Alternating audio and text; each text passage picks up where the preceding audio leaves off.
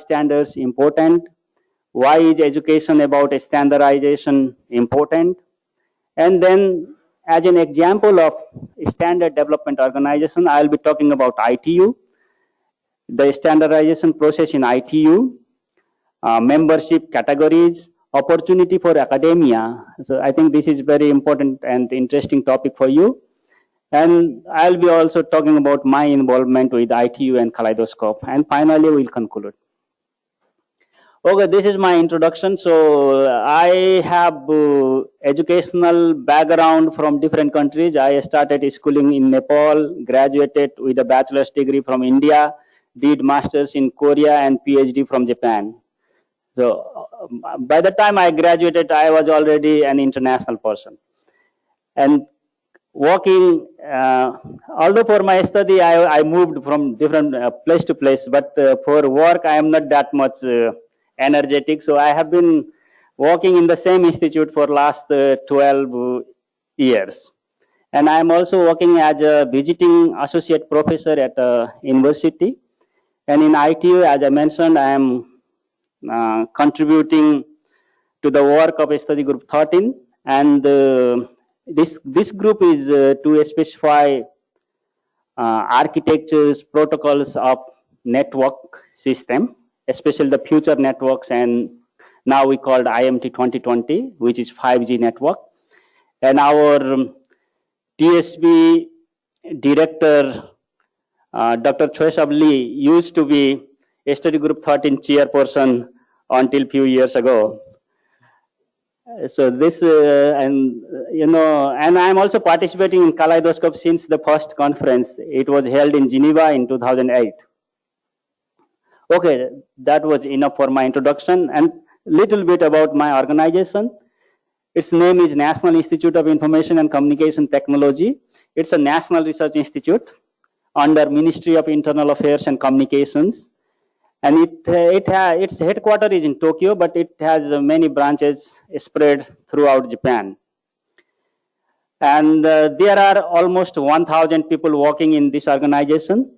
Maybe 50% of them are researchers. We are also funding agency for domestic research projects on ICT. So we manage fund, we define the new topics for the future research. We give policy feedback to government based on our research or our observation in global research trends. For additional information, you can check the website. And this is very simple diagram showing the research areas. So it's covering almost every aspect of the ICT. So I belong to one circle. This okay, there is no pointer. Connect means networking. And we also have create, so it means creating data. And we also have analytics, analyzing data like machine learning, deep learning, or some sort of neural network. And we also have watch. Watch means sensing. For example, we have a space weather sensing department. So it's publishing data or forecasting when solar flares is going to occur, or how is weather in a space. And then we also have this cyber security, because cyber security is very important for the country to maintain its cyber ecosystem intact or healthy. So cyber security department is also a very big department. Okay, that was about myself and my organization. Now let's come to the point. The point is, what are standards and what is standardization? So I have borrowed these definitions from some standard development organizations. Like for the first definition is from ISO. So it says a standard is a document, of course, document that provides requirements, specification, guidelines, and to ensure that materials, product, processes, or services are fit for their purpose. So these are the documents usually produced by STOs. And if you see the other definition by IEEE, it's also similar. These are published documents with a specification and procedures for ensuring reliability of the material, service, product, methods like that. And they are helpful for verifying the functionalities, compatibility, and also the interoperation of the product from product or service being offered by different entities. And they are also good for consumer safety and public health. They are ensuring those things. Okay, that's why we need a standard, because they have lots of things to ensure security and also the public health related things. And of course, promoting innovation or as being compatible services. And then what is the standardization? Standardization is the process of developing standards by standard development organizations. In short, we called SDOs. Maybe you have already come across this term in the previous presentations. And implementing by relevant stakeholders. So standards are defined and developed by SDOs, and they are implemented by related stakeholders like government or organizations, companies developing or selling these services or products. Now SDOs. An SDO, like SDO means here a standard development organization like ITU or IEC, ISO. An SDO is an organization whose primary activities are developing, coordinating, promulgating, revising, amending, reissuing, lots of things, and producing technical standards that are intended to address the needs of some relatively wide base of affected adopters. So this I took from Wikipedia. There are lots of references inside Wikipedia. You can go through them and get more information. And SDOs can be national. Maybe you are already familiar with national SDOs in your own country. And they can be regional and international. For example, since I am from Japan, so I have written names of two local SDOs, national SDOs like TTC and RI for ICT. Similarly, in Europe, we have ETSI, and international SDOs like ISO, IETF, ITU, IEC, like that. Now, why are standards important? So this is, maybe you are already familiar with these, all these benefits or like the merits of standards. The first one is to simplify product development by establishing consistent protocols that can be universally understood and adopted. It also standards also promote compatibility and interoperability, speed of time to market, help in understand and compare competing products. So when in the market you have products of similar types from different companies, you can compare by using the standards. And standards can promote international trade, global market competition, and also they help in reducing price by getting competitive products in the market. And encourage innovation, as we are doing research to make standards, to make our research outcome be used by the world. And standards contribute to better governance and regulation. Maybe you have already heard when government is calling for some tender, it's mentioning, okay, the level of the product or service should be as defined by this standard ISO some number. And standards also increase opportunity to share and enhance existing practice and products. and increase customers' confidentiality, because when you buy something and say this is certified by this, certified according to this standard, then you have some confidence in using the product.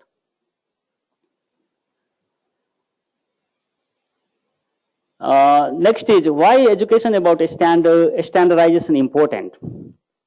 So this is the point for our student fellows. Let's see what is written in IEEE Standard Association website. So knowledge of standards can facilitate the transition of students from classroom to professional practice by aligning educational concepts with real world applications. So it's standards are helping you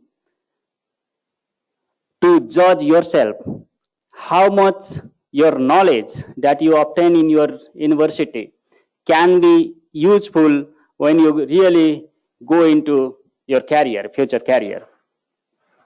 So this thing, you can get this type of knowledge from a standard. And especially for engineers, but here we are not only engineers, we are like lawyers, business person. I met some MBA students as well. So we all either use standards to develop a product or participate in a standardization process in STOs. So engineers, this is not, I'm not biasing engineers. Being myself as engineers, I wrote this one. Engineers need to know how to read standards, and they need to know how to develop standards. So the standards are always with us. Next, I'm going to give you very short overview on ITU. Although maybe this would have been better if this presentation was given by somebody from ITU, but I am also ITU member in some sense. I am delivering this one. ITU is the United Nations Specialized Agency for Information and Communication Technology, and its headquarters is located in Geneva. Maybe you are already familiar. ITU has 3 sectors.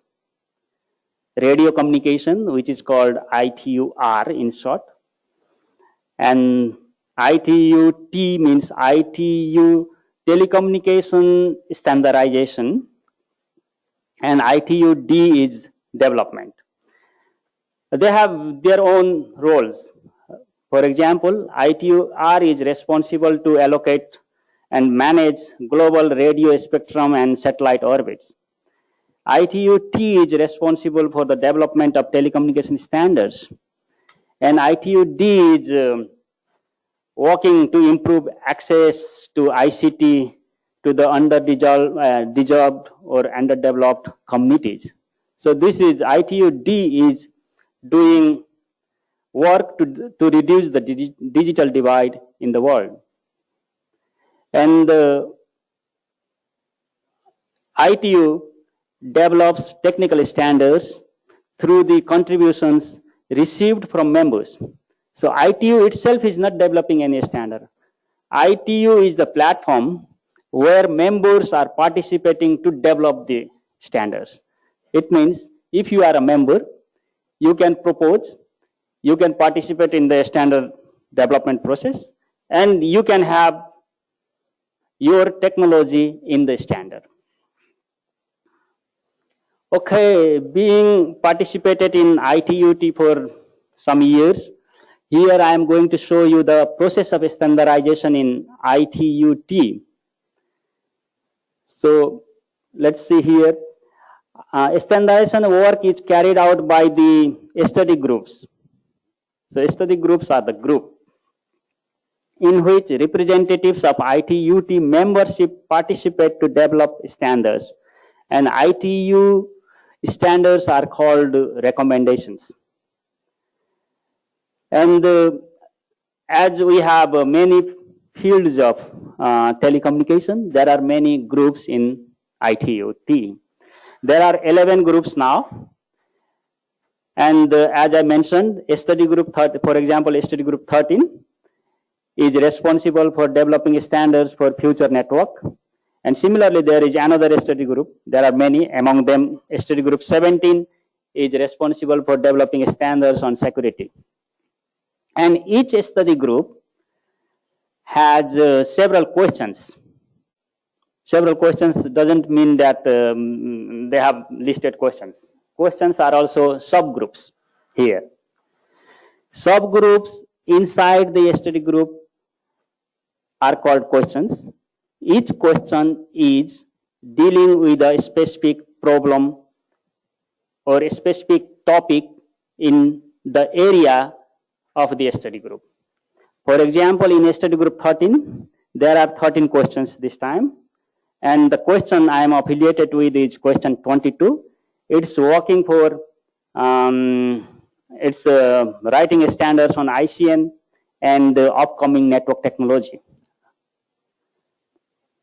Okay, so in the right side figure, you see the structure of ITUT. I don't know it is, I am not sure it's 100% correct, but I used my knowledge to draw it. At the top is the assembly, World Telecommunication Standardization Standards Assembly, which is defining rules of study groups. So study groups are formed by WTSA. And below WTSA, there is TSAC. It's a Telecommunication Standardization Advisory Group. It's the advisory group. And then there is TSB, which is the secretariat.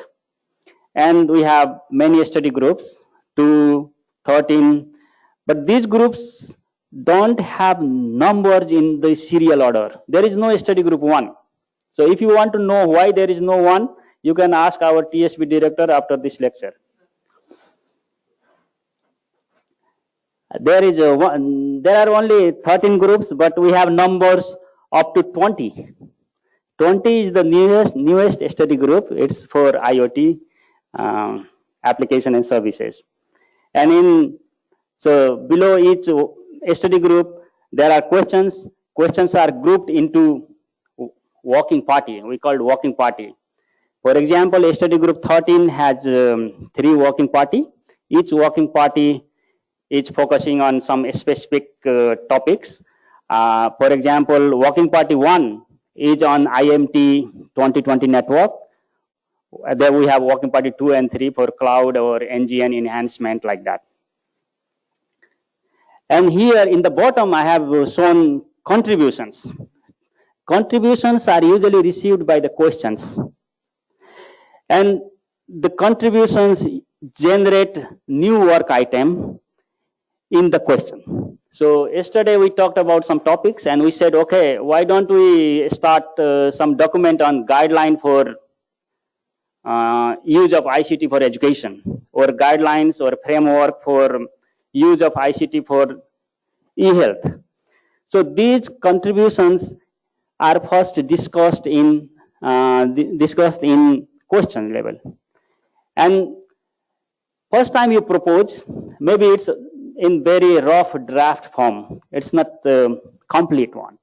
And then again, when the meeting is held next time, it may be after 3 months or after 6 months, you can contribute again to update the draft with additional text or editorial modification or some technical detail. And again, you improve it, you revise it, update it. That would be the current draft.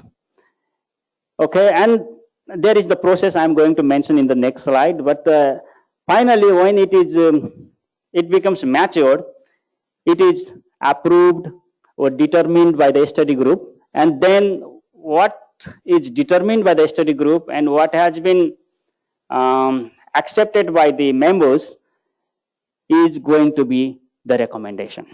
Okay, in the next slide, I am showing you a little bit in detail about the this approval process. So here, each question may meet many times between study group meetings in the form of rapporteurs meeting. So we have study group meetings. sometimes twice a year, sometimes once a year. And then in between, we have rapporteurs group meeting, means each question, the chairperson of the question is called rapporteur.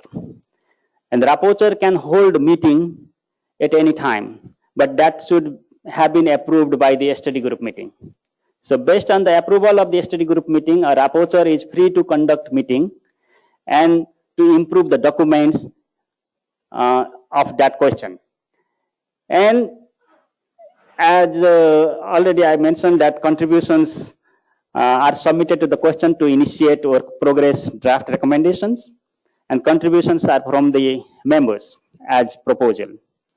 And once the draft is matured, that means it contains complete text, it is presented in the study group plenary meeting to consent or to determine. So here I have written two abbreviation, AAP and TAP. AAP means alternative approval process, and TAP is traditional approval process. The alternative approval process is rather fast, traditional is slow. So just remember fast and slow here, because additionally you know later on. In case of the AAP, a consent draft is sent to member states and sector members for last call comments, and that last call comment period is 4 weeks. If no comments are received, it is approved automatically in AAP, and it becomes an ITUT recommendation. But in case comments are received, the draft is revised again and again, again given for the comments. And if there are no comments, it is approved. If there are comments, maybe it is again reviewed in the next meeting and presented in the study group plenary meeting. So if you are thinking about initiating some draft based on your research outcome, usually it takes 1 to 2 years to make a recommendation. So if you are planning to propose something, you should be available to edit it, to progress it for at least 1 year. It is not like a conference paper, you submit it once, somebody said, okay, this is very good, and finished. No, in ITU or in some standardization, in other standardization development organization, you should have consistent input for some time. Okay, so maybe in your study you have already used some of the ITUT recommendation like E.164, which is very popular for the telephone numbering, or video or audio coding like H.263, 23, or in the security area like PKI X.500 series, or if you are studying network architecture, Y.3000 series for future networks. So these are popular standard being developed by ITUT. Okay, next is about the membership types. ITU has various types of membership. The first one is member state. The country is member. There are 193 countries as members. And then there are sector members. These sector members are usually companies or other organizations. And here we call sector members because the membership is for a specific sector. I think you are remembering how many sectors are in ITU, right? There are 3 sectors. So sector members, each sector provides membership. And we also have associate members. See the granularity in sector member, sector was the granularity. So the member would be associated with the sector. In case of the associates, they are associated with a study group. And the last one is academia membership. This is new membership category. And here universities are involved as academia membership, and the academia members can involve in all sectors. That's benefit. They can edit, I mean, the students or professors can edit any document, any standard. They can work as a rapporteur of a question, but I heard that the voting right is not given. At the same time, membership fee is very cheap. If your university or if you are interested in academia membership, please contact our colleague Alessia after this lecture. Next is, maybe you are now curious what ITU can provide you in terms of benefits, right? So there are lots of benefits you can obtain from ITU. I got this red text from the ITU Academia website. It says, bring your ideas on ICT to life, raise your academic profile, and build your career. What else you need? Everything is provided here. Okay, in terms of the points, see, on the opening information talk, I don't know the title of the talk, given by Professor Jiang Song. Professor Jiang Song might be somewhere here. ITU has just started ITU journal, and the first issue is going to be on use of artificial intelligence in ICT. So if you are writing a paper and willing to publish, this is a good place to publish because it has several benefits. First, the review process would be faster. The second, maybe he already said, second, it would be free access, right? Available freely to everybody. So you can expect high citation if you write a good paper because there is no barrier. Anybody can access it and cite your paper. The other event is Kaleidoscope conference, this one. So you already know, so I'm not going to talk much about this, but I'm coming back to this point again. And next is seminar for students. So if you plan to visit Geneva, maybe in Geneva, ITUT colleague would be delivering you lectures on benefits of standardization or whatever ITU can give to you. And there are also lecture series. Maybe it can be delivered in your university by ITU personnel. An internship program. I don't know much about this because I could not find much information on the website, but ITU do provide this internship program. So if you are interested, please contact our academia secretariat contact points. Next, okay, this is a very short slide. I'm going to mention about my involvement with the ITUT SG13. I'm involving since 2007. First, I was just contributing. I mean, I was just submitting the proposal to initiate some draft. And once the draft proposal was accepted, I started becoming an editor. And after that, I worked as editor for several years. I have edited 7 recommendations and supplements. And there are some on future networks or on NGN. And recently from 2014, I have been working as a rapporteur. And I am also participating in the focus group for future networks. And recently, there is a new focus group called machine learning for 5G or future networks. And these focus groups are some sort of ad hoc group. These are not study groups, but they are ad hoc group where students, professors, or anybody interested can participate. So if you are interested in machine learning for network, please check focus group for network.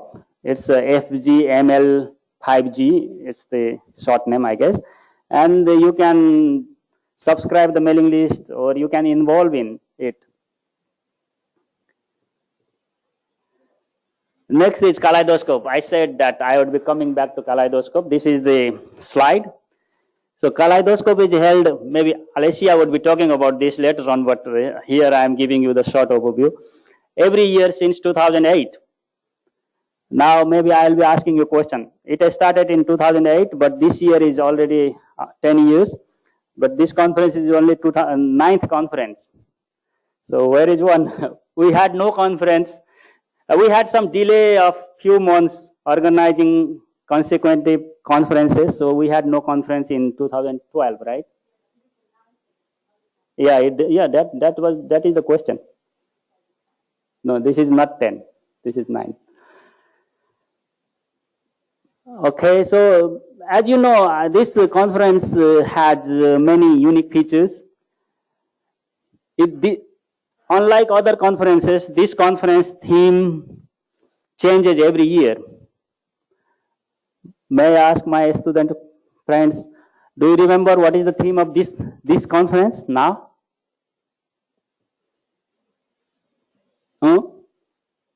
Challenges for data-driven society. This is the so last year we had different big data, or sometimes we had like enhanced NGN. So the theme changes every year depending upon the importance or the popularity of the theme. And more importantly, it is held in various countries, not only in Geneva. This year it's here.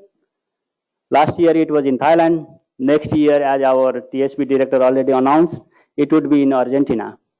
So far it has been held in 4 continents: South America, Africa, Europe, and Asia.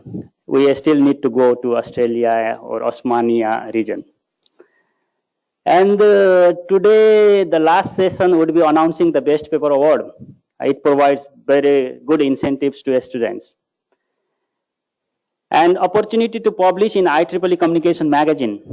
In bracket it is standard, because recently this standards magazine has started, and Kaleidoscope, the best papers are going to those magazine, of course, after improving.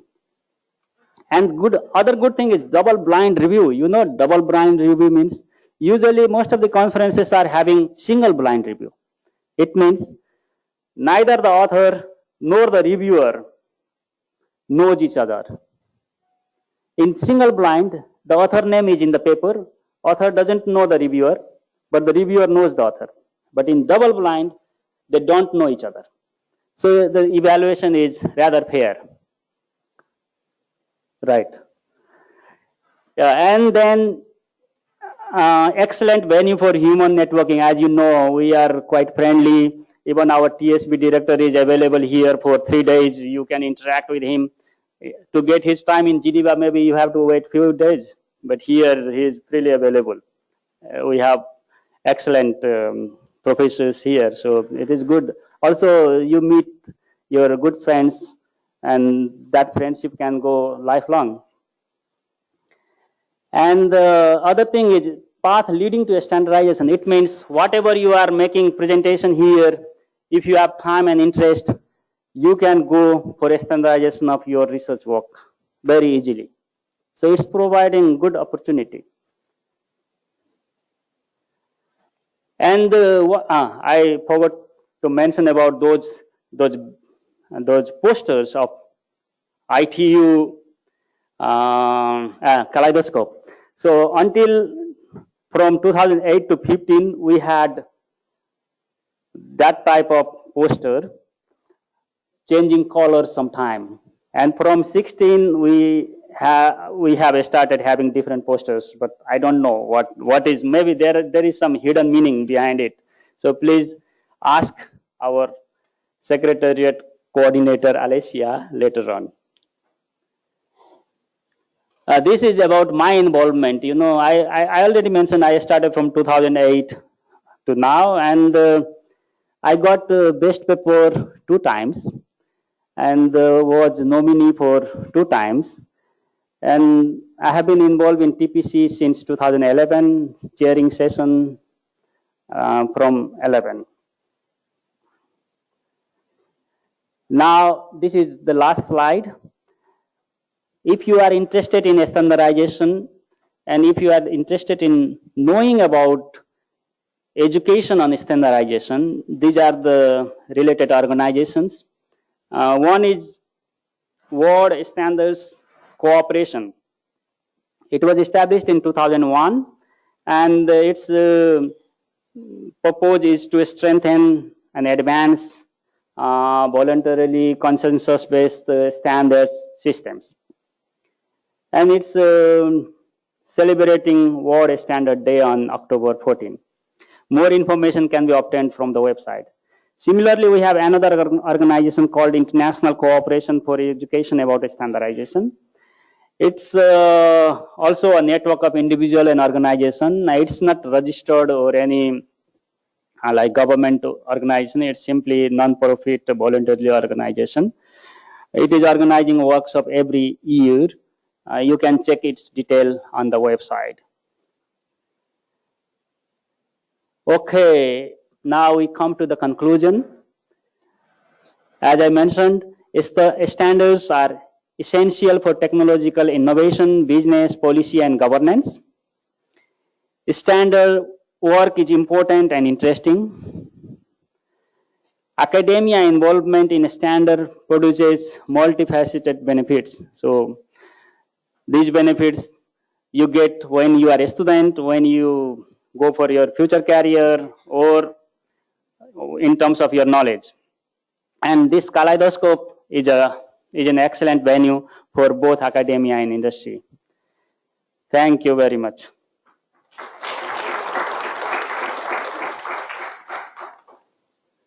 Now I can answer your questions.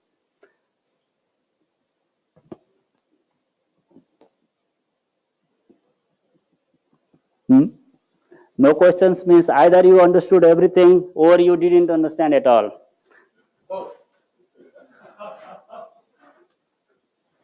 I have a question. Nanjing from Anna University.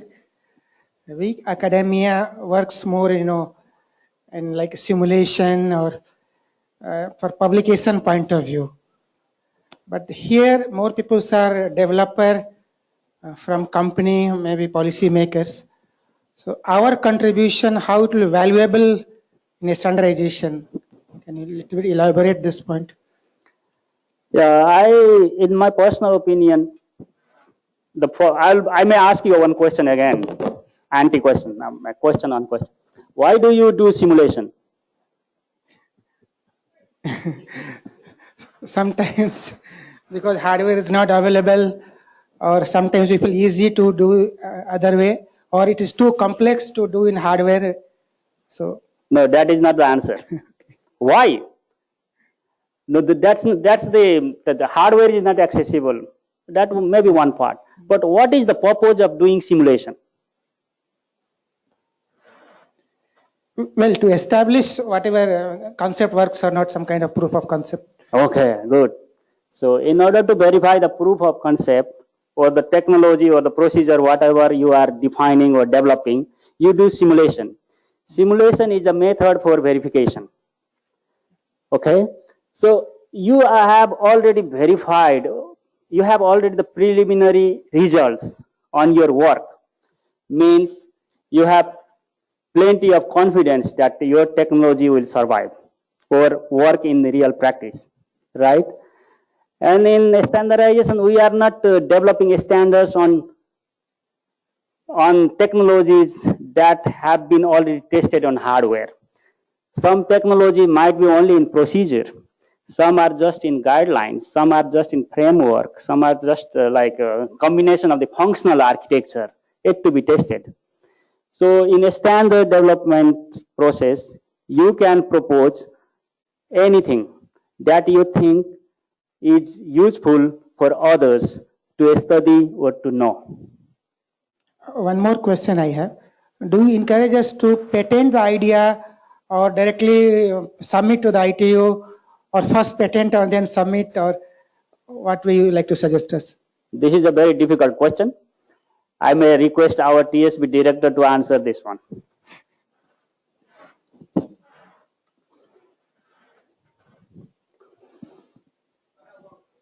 Just a moment, please.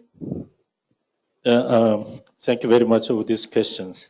Actually, yesterday during my visit of Nanjing University, same question was raised. At patent, how I can handle this patent, why I have to bring up this patent to the standard. Yeah, my answer is that as a patent is looked like something more commercial related, but if you have your compound of your technologies, so if you can enjoy yourself, that could be okay. You don't need to bring up this standard, this technology to the standard domains. You can take over your patent, you can keep it. But which means there's limited markets, limited availability. If you can make of this your patent, based on technology, based on your patent, bring to the standard organization, make an international standard, which means your market is international, huge international markets. Today it's quite difficult to say there's a single patent technologies cover everything. It's almost impossible. As one of the example, as you know, there's H.264, as a very famous HDTV codec. Especially young people, when you download video clips, you can easily find at the end of this file name H.264. That is our standard. Very huge standard to use of this HDTV environment. All TVs, broadcastings, the use of that. How many patents inside? Almost 2,000 patents. That is a kind of some of approaches. Even during this standard development process, those who have owned of these patents with the specific technologies, they get together. They find some of collaborations, how to merge or how to collaborate of those different technologies for support of same objectives. That would be one of the issue. So the patent is very important. Assuming we call standard essential patent called SEP, SEP. This is the patent community is called SEP, standard essential patent. This is a very, very significant subject. Get some more attention to the all industries, especially with the patent communities. Like H.264, some of the technologies essential to implement H.264. Can you imagine how much it is? It's huge.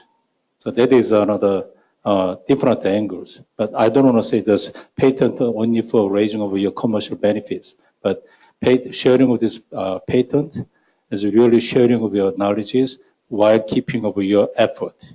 This is a way, so even use of this making international standard is one of the best way to disseminate your result. This is my answer. Thank you. Next, he has some questions. Okay. Yes, please.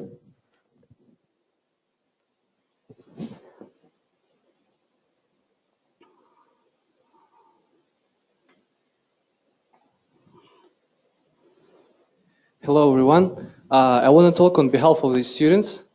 So first of all, we do remember what is the name of the topic of the conference. And the question is simple. Do you have any internship programs within the ITU? Because for students, I believe it's very important to gain some skills beside the knowledge we are getting in the university. Okay, I would like to request Alicia to answer this question. Mike, this side, please.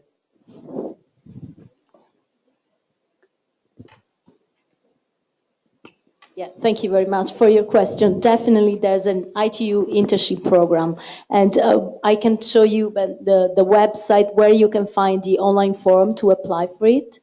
I have to say that we give privileged opportunities to students coming from ITU academia members, but definitely we also consider applications from students from academic institutions from all around the world.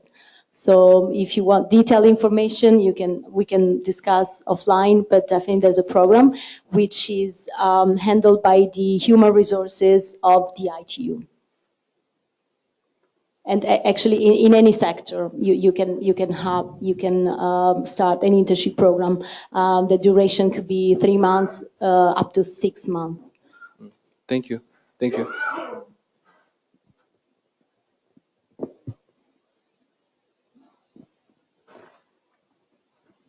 Any other questions? We still have 8 minutes time allocated. Yes, please.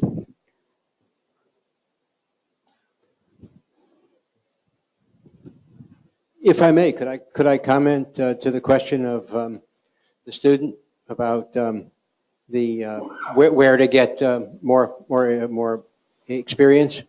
Let me stand up. Standardization meetings are occurring worldwide in every nation, in the developed nations almost all the time.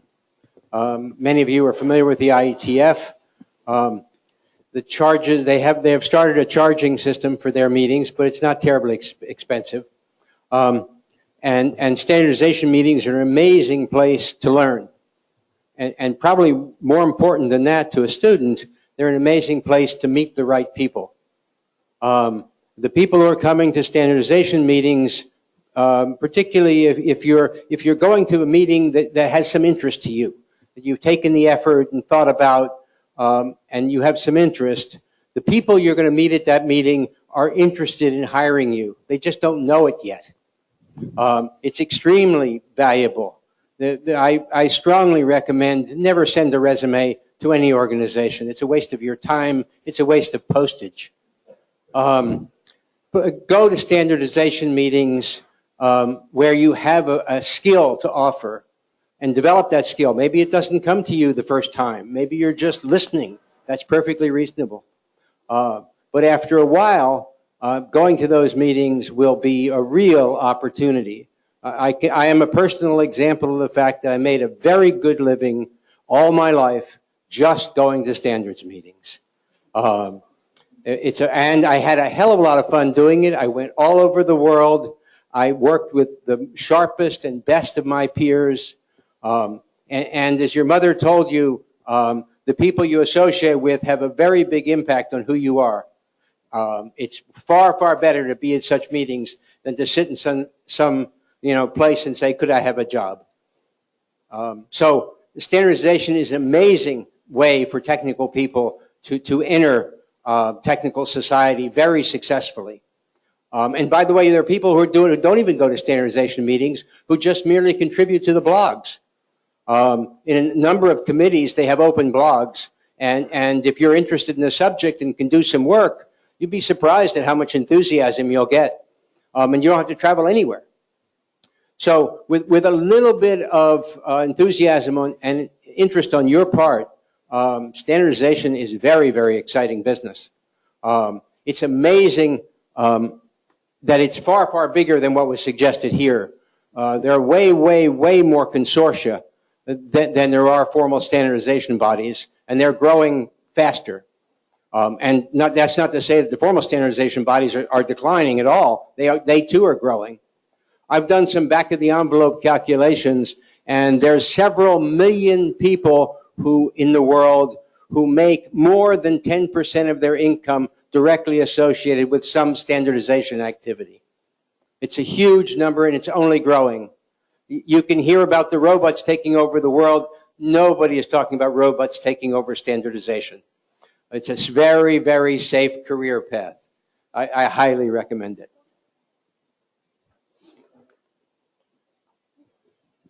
If I add just one more comment to the specifically professors or teachers, the same as what I asked yesterday. 100% has concurred with him. Standard development process, engaging standard development process is a very good training course for your students. We have become real professional. There are many of different abilities. Definitely we need our own knowledge. We study very hard, keeping up to date about knowledge.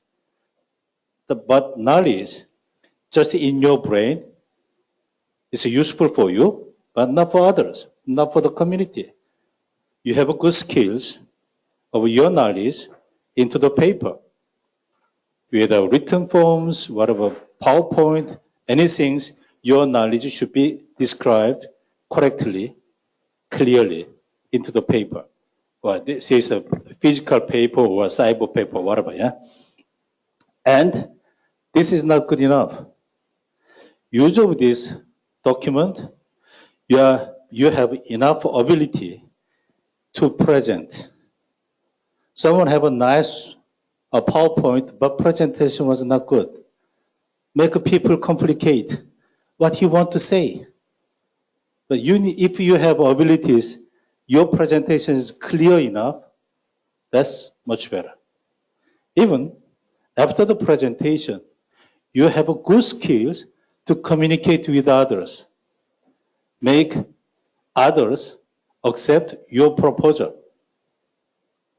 Even something, we need some of difficulties, struggles, or controversies, conflict of interesting.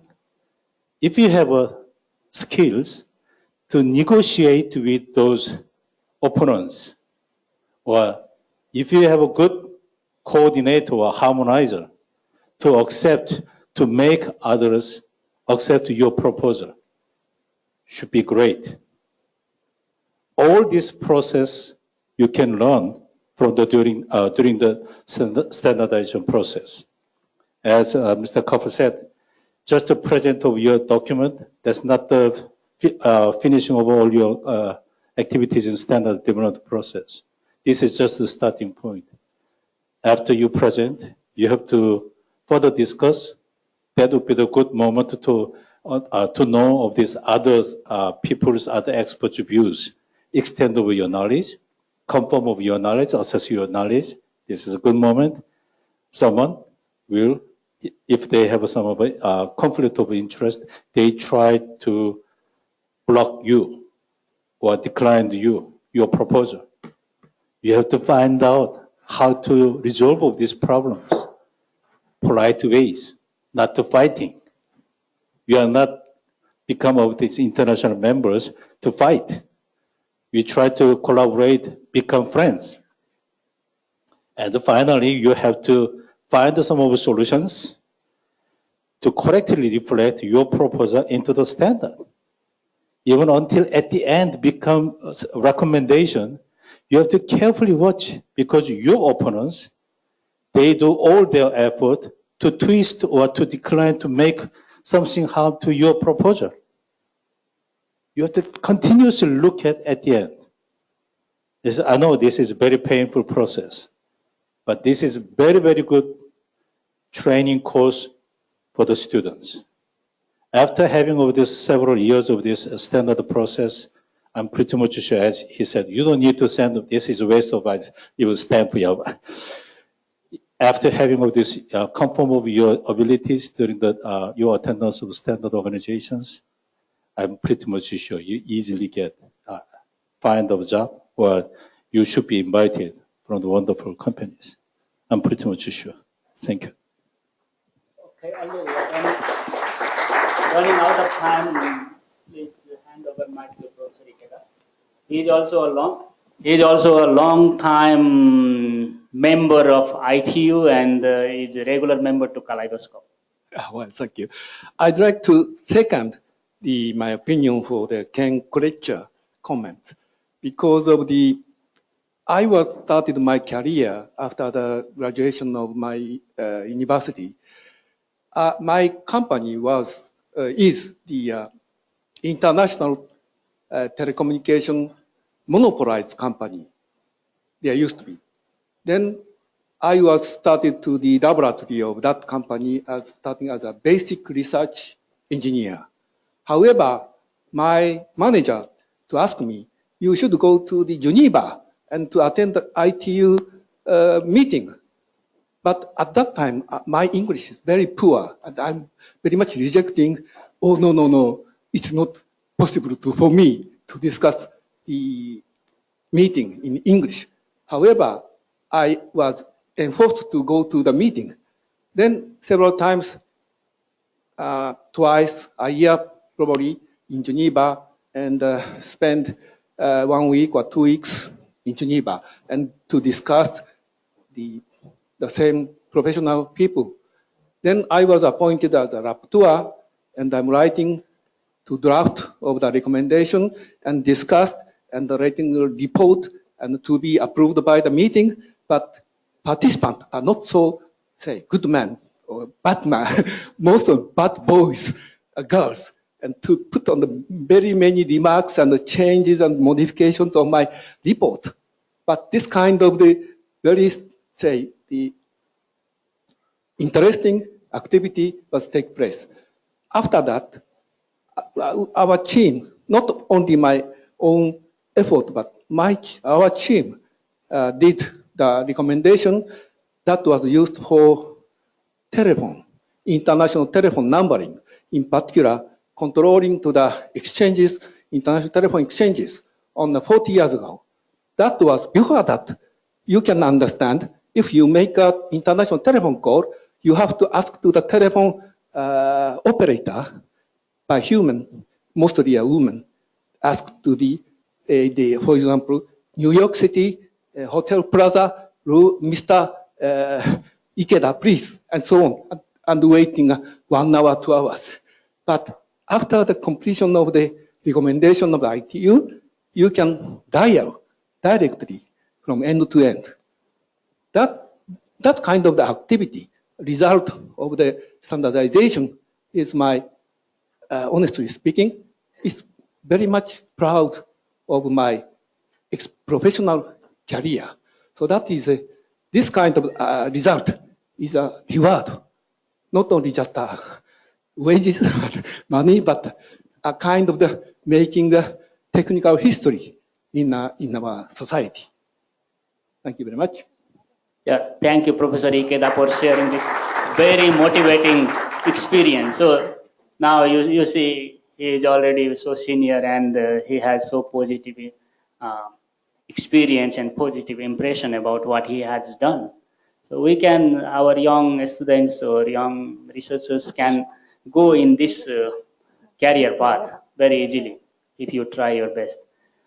Now, time finish, right? 1 minute?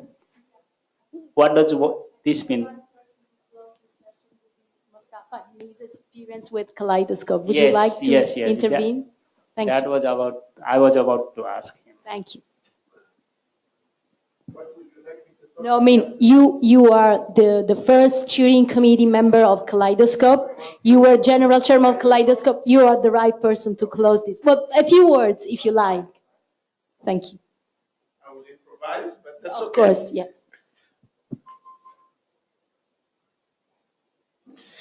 So, as Alicia mentioned, I have been associated with Kaleidoscope from the first one. I attended almost all except the one in St. Petersburg. I was preparing to go, but I fell and broke my wrist, so I could not go. So that's the only one I did not attend it. The advantage for me for the Kaleidoscope is two things. First is to meet, to understand what's going on in the telecom area, and then, of course, to meet the new generation.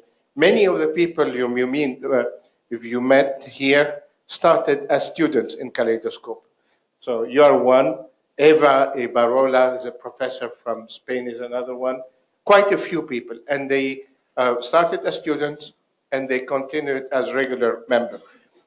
One of the advantage of submitting to the Kaleidoscope is that, as you mentioned about the review process, but the papers who are, of course, the best paper are encouraged to submit to the IEEE Communication Magazine, but any paper who was accepted in the CD, you can submit your paper.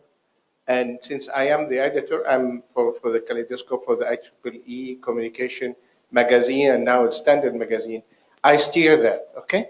And don't worry about that your paper is exactly what is presented in the conference. There is an agreement between the ITU and the IEEE that this paper can be presented. So they will not accuse you of self-plagiarism or anything. This is an important issue. And of course, once you present it, it goes to a different review process, and you will have a different set of reviewers. They might they might ask you to make additional changes. But generally speaking, and perhaps you can mention about this in some, your papers went through this, the paper gets improved. And of course it gets cited because it comes to the IEEE Communication Magazine. So any one of you who thinks that would like to go through this review process, you can submit, but when you submit the paper, Alicia will give you the link. Just say that it's for the Kaleidoscope part so that it's steered to me. I guess that's it, right? Thank you very much.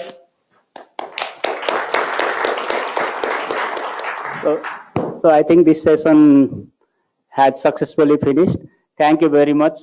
Actually, I started giving you overview, but later on you could know about the life experience of our senior fellows here. So thank you very much. All the best to our, yeah. Thank you.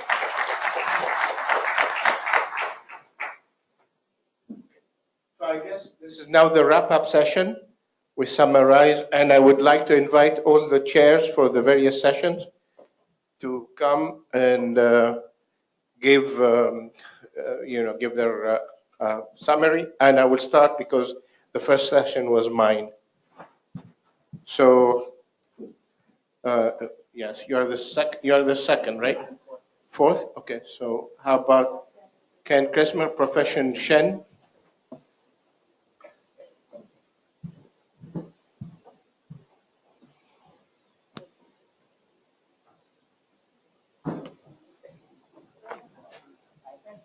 I am the first and third. So we'll do the first.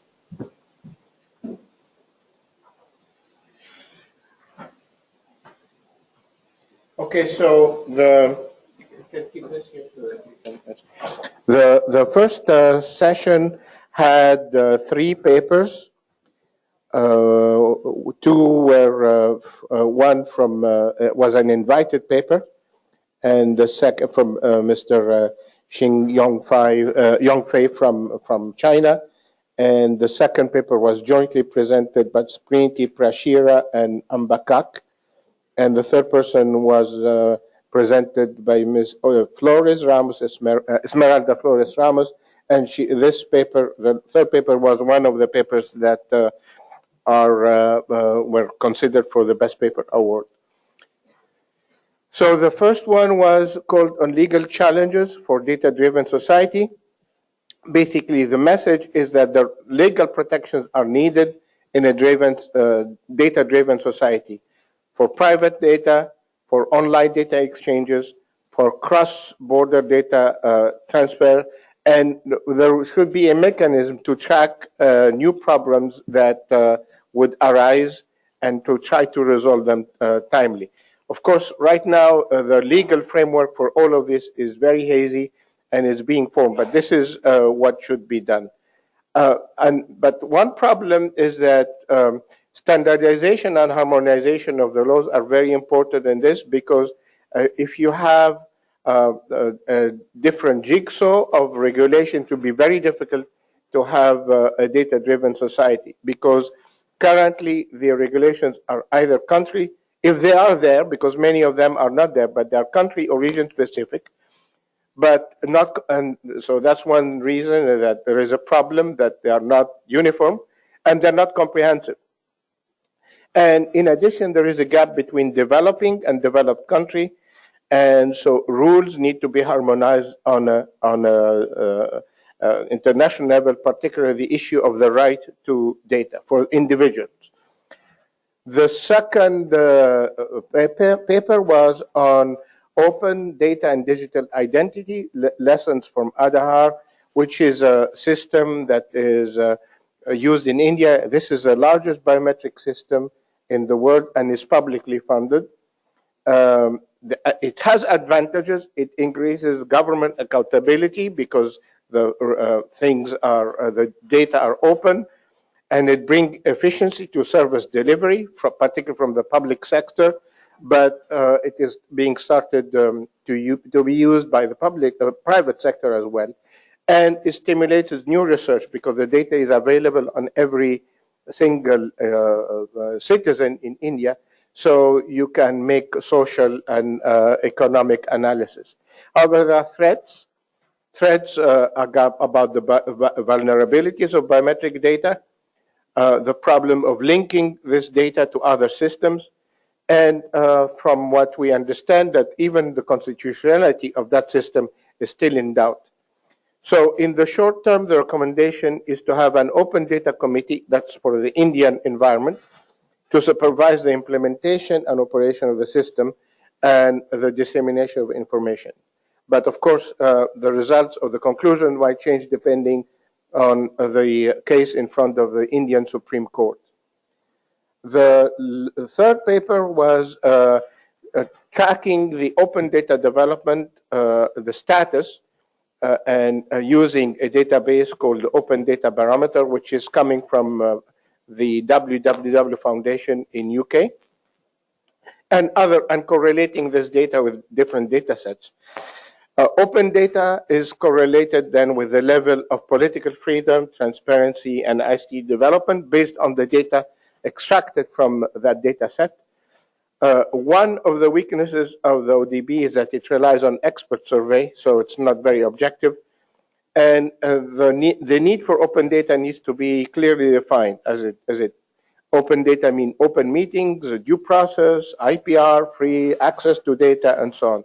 So this is not defined in the database, but at least this paper is showing the path to additional investigation. So the main conclusions of the session from the three papers that open data systems are being implemented, but in a legal void. And so if we want to have a universal and shared integrated data in a data-driven society, some harmonizations need to be done, particularly for the legal approaches. And there is available data that suggests that there is a positive relationship between open data and development of new businesses, but more studies are needed. So I guess this is the first session. We can go to the second one. Ken, you want to stand here or? Okay. Okay.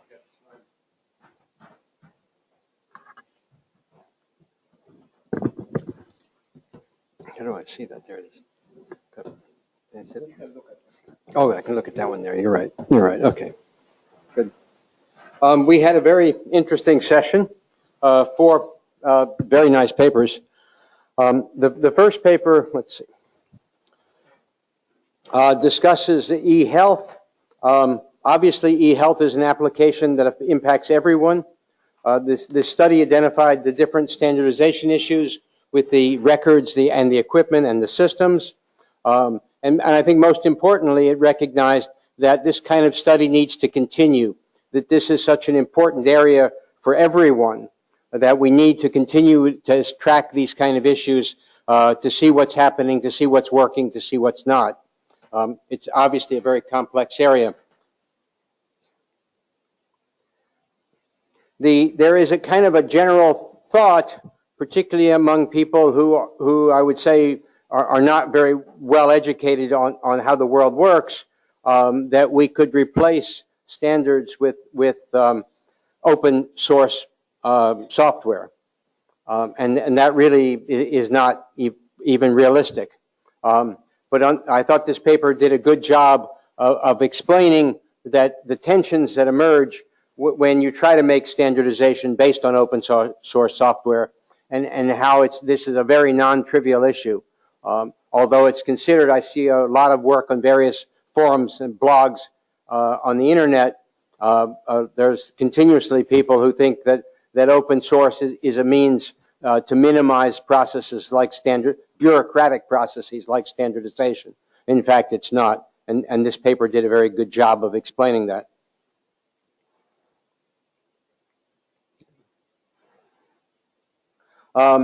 This paper raised an interesting issue. Standardization organizations are not at all similar.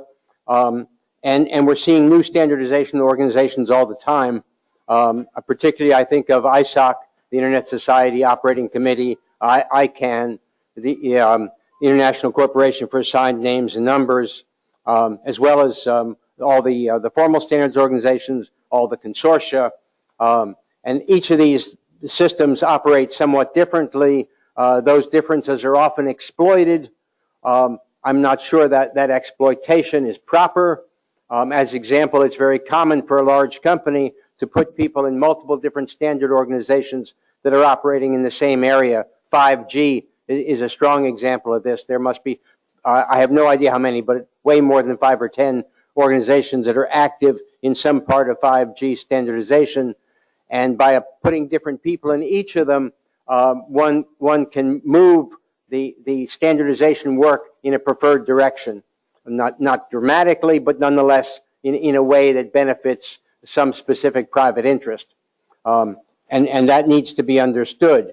So this paper very much goes to the issue of governance, rules, and standardization, and how we try to treat that, and how we recognize it, and how we try to control it. All these issues are new and still to be resolved. One of the important points here that I hope the young people are recognizing is that the world we're in is not done. It's just starting, and it needs your input as much as it needed our input in the past. The idea that blockchains could be a way of operating a standardization system, that the value of standards in this paper, the idea that the technical skill of the contributor could be a value that would be included in the standardization system was proposed. I don't think that works. The value in the standardization system is economic and based on intellectual property, not, unfortunately, on technical knowledge. But on the other hand, I think the paper is great in terms of presenting a new way of thinking about how to use value in blockchains. And I support the authors very much in their efforts to do that. So, if you think about it for just about a second, standardization is a technical aristocracy. We're a very privileged group here. The people who understand these papers and can comment intelligently on them have an ability to control the technical world much more than most people, much more. We are, in that sense, a technical aristocracy. And that we have to be very cautious, I think, as an aristocracy, to be very realistic of the power we have and the way we use it fairly. All these papers basically dealt with that issue. E-Health talked about the fact that that power affects every human being on the planet. Open source is not likely to minimize standardization. It doesn't change the issue at all. Blockchains are not likely to open standardization. They won't change the issue at all. And standardization itself is continuously needs to be standardized. I think it's very important to recognize that for the last 160 years, the ITU has been evolving how it standardizes. And it's very likely to continue to do that for the next 160 years. And it will never be right. It will always be evolving. And that's what we're here to do, is to help the ITU and each of us evolve in the world. Standardization models are emerging, and every SO has to change to maintain relevance in the new world of tomorrow. Thank you very much, and thank you to my authors for some excellent papers.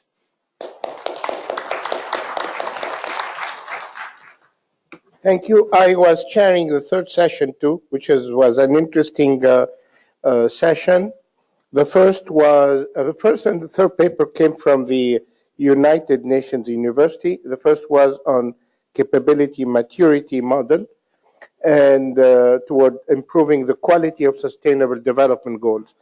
The issue that is being addressed here is that the social indicator for sustainable development increased from 48 in the first 15 years from 2000 to 2015 to 230 indicators.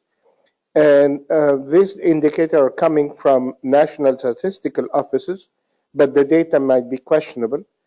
And on long-term time series, the changes in the technology and the methodology of collecting is raising issue about the significance or the validity of the data.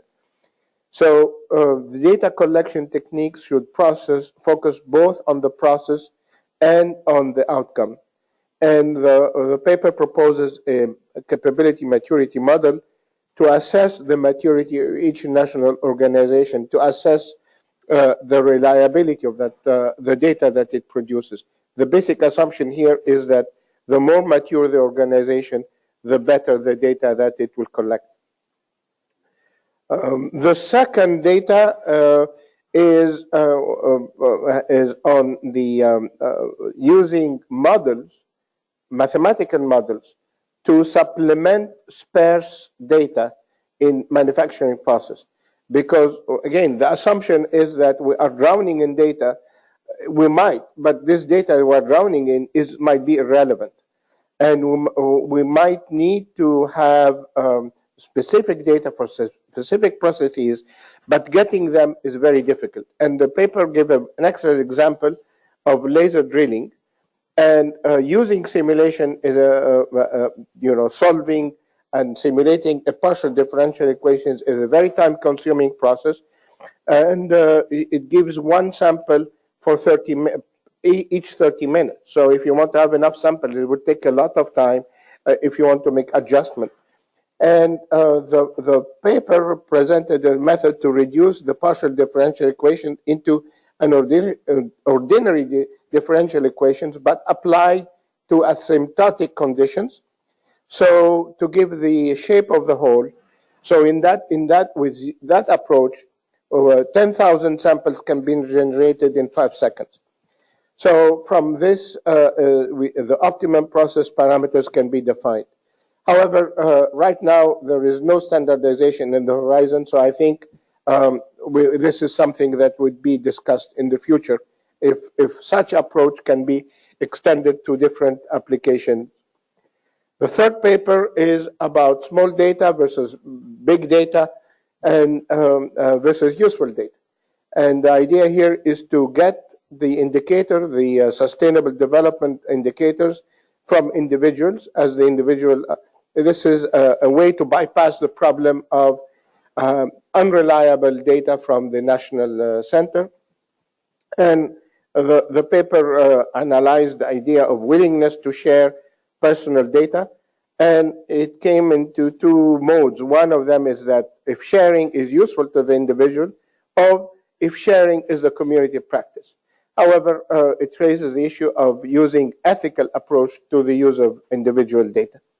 So at the conclusion, one of the main conclusions of the session is that we all learned about something that we did not know, at least I did not know about, that there is something called the United Nations University.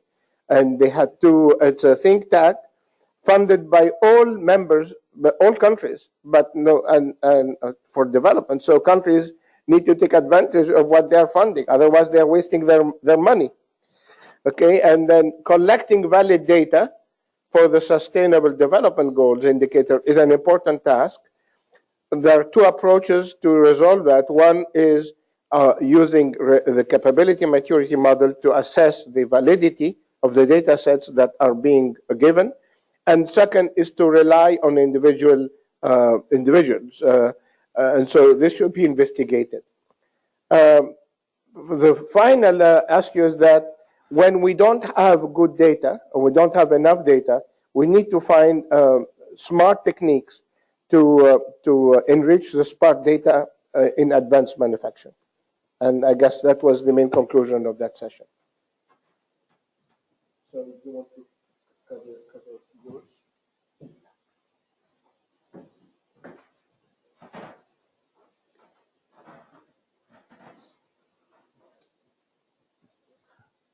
I chaired the 4th session.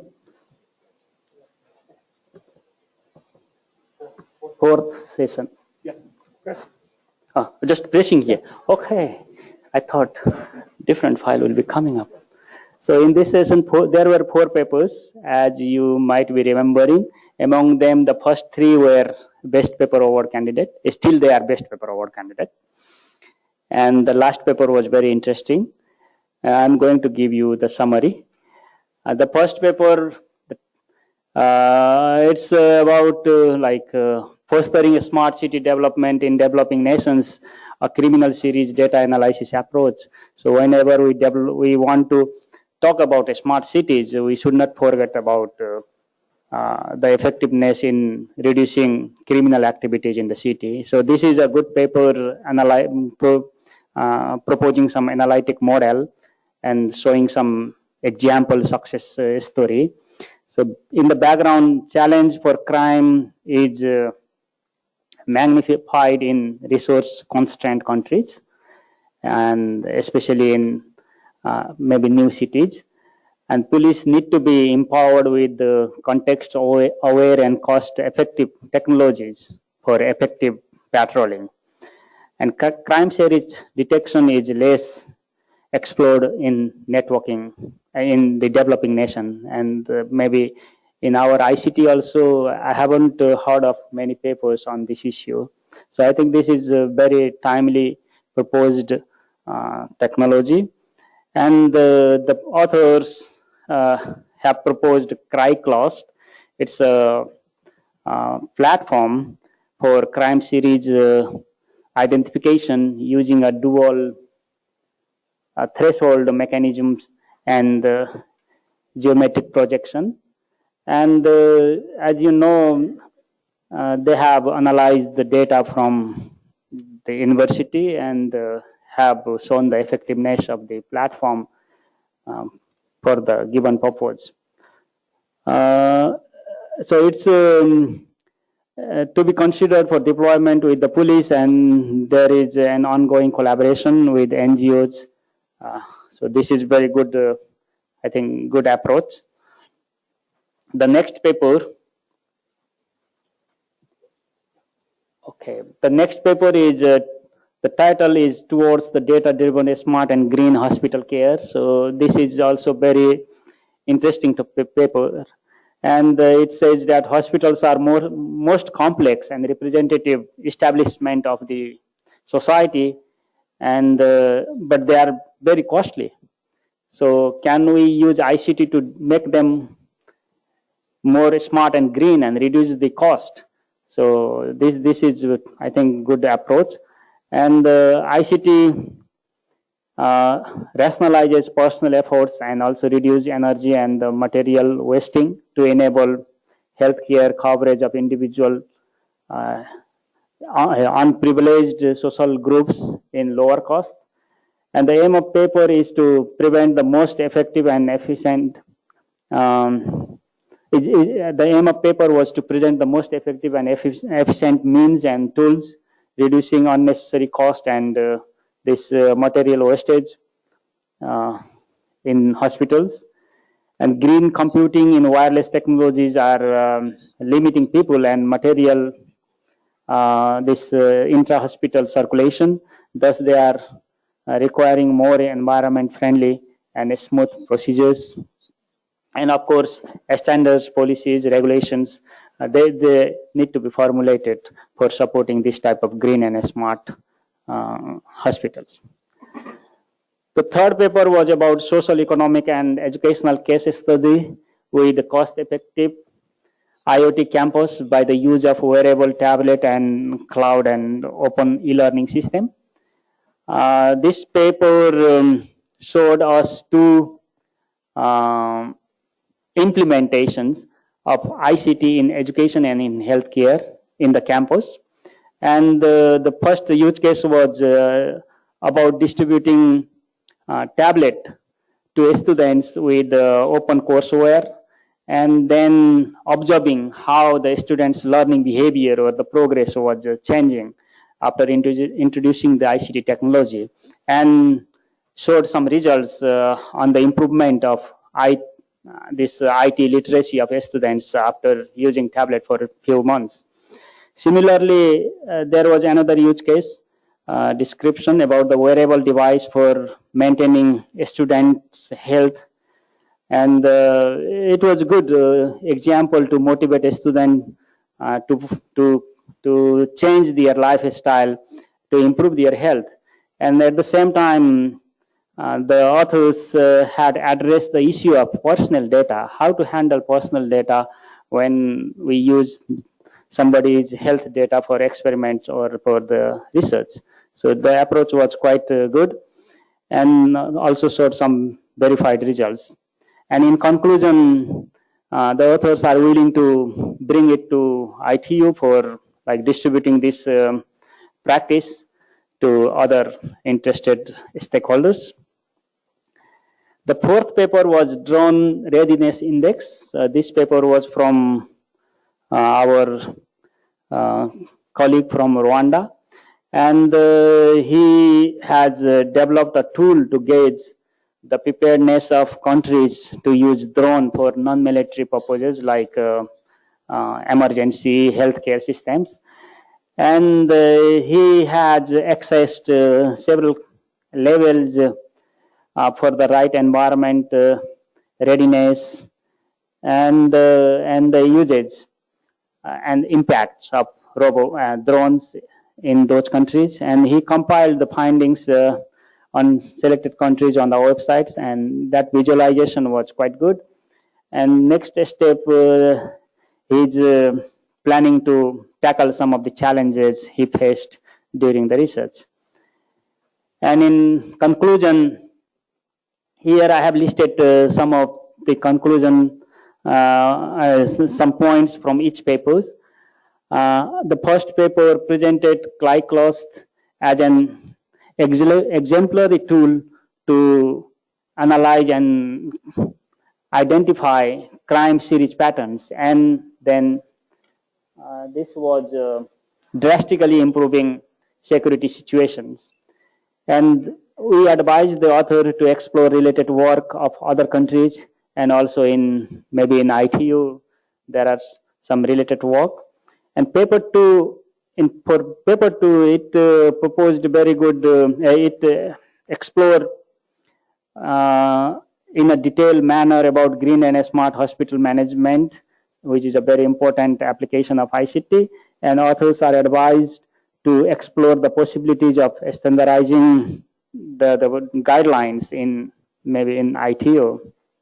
The third paper is highly relevant with the standards, and authors are already willing to contribute to ITU. So we had the TSP personnel, and who suggested that maybe SG16 is a good platform for progressing this work.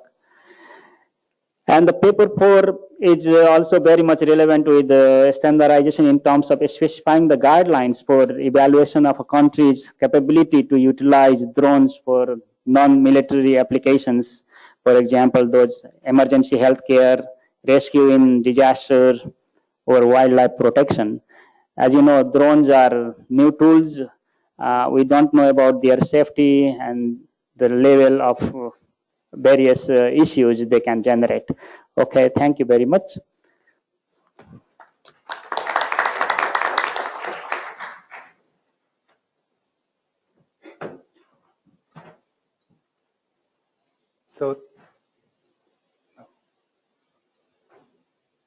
So the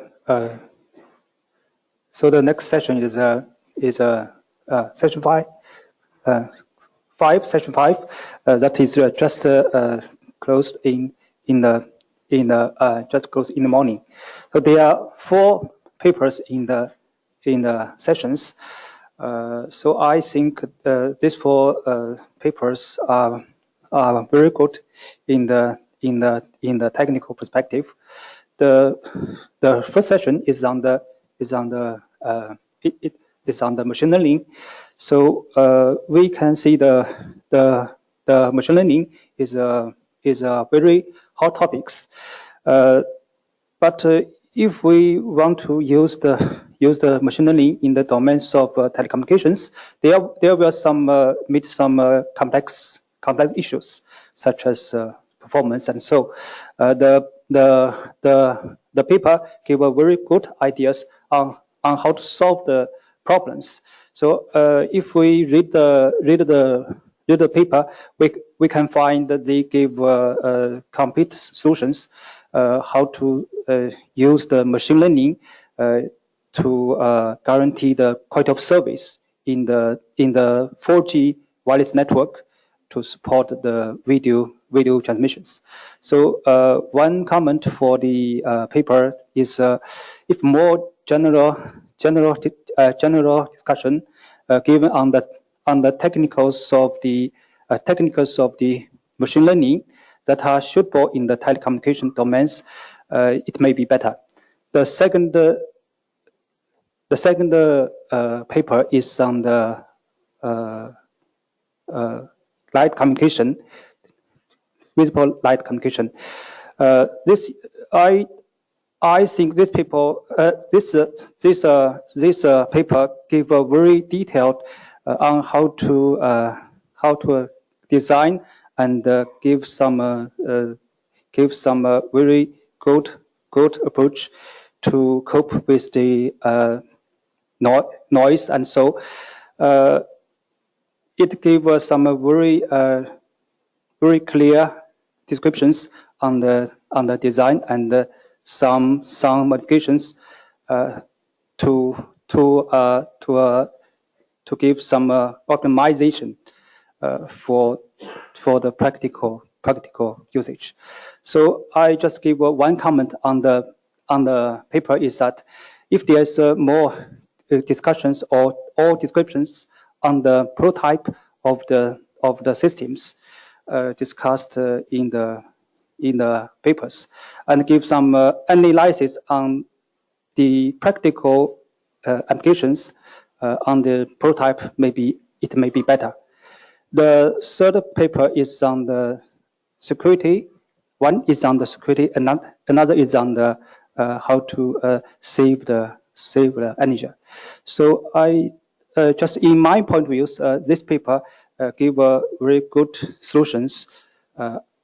But my one comment is it may be better if some use cases for how to use these solutions. The first paper is about the data-centric trust evaluation. The trust of the data is a very important very important issues.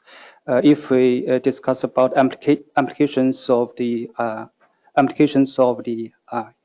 things, this paper give a very good trust framework and the possible design models for evaluate the trust of the data.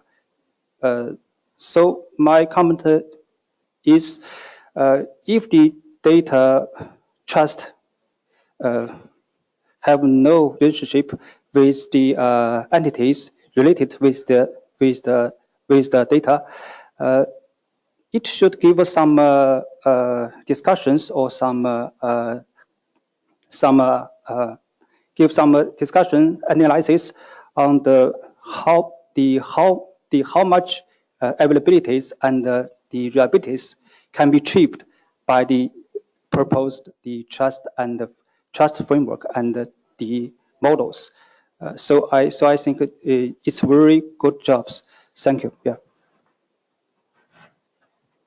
Thank you very much. I think we are done now with the review of the summary of the paper. And Alicia, we'll give it to you to right now we finish the awards and so on.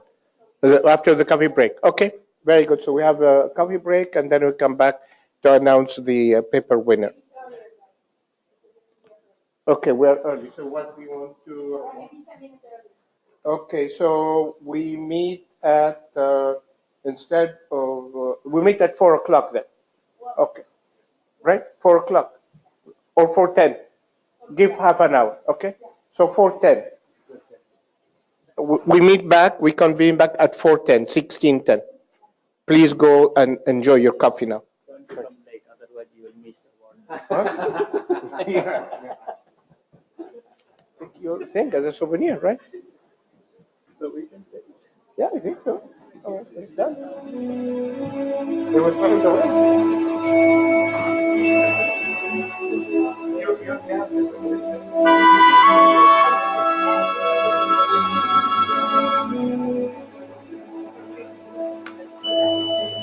Huh?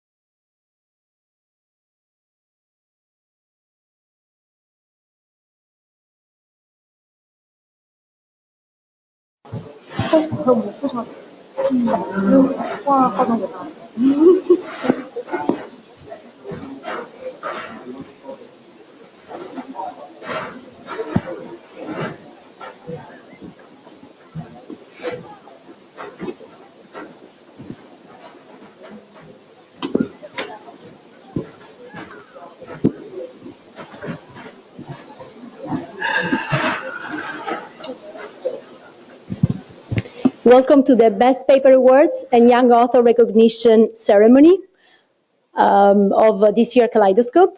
So I will start acknowledging the presence of Dr. Chase Abli, the Director of Telecommunication Standardization Bureau of ITU, that you know now pretty well. I was here for the 3 days. I really appreciated that. And Dr.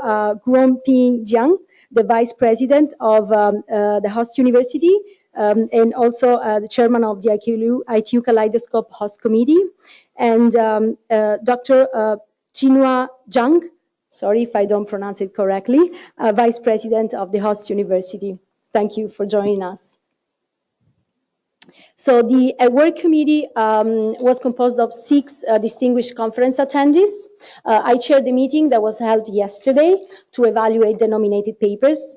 The award committee members are listed in this slide, and I would like to thank Juan Garcia Haro from the Technical University of Cartagena, Spain, Ved Kafle, that you saw the tutorial, from NICT Japan, Ken Kretschmer, the coordinator of C 2017, Stefano Polidori, my colleague from ITU, Subin Shen from the host university, and Mustafa Shamsharif, Kaleidoscope steering committee member.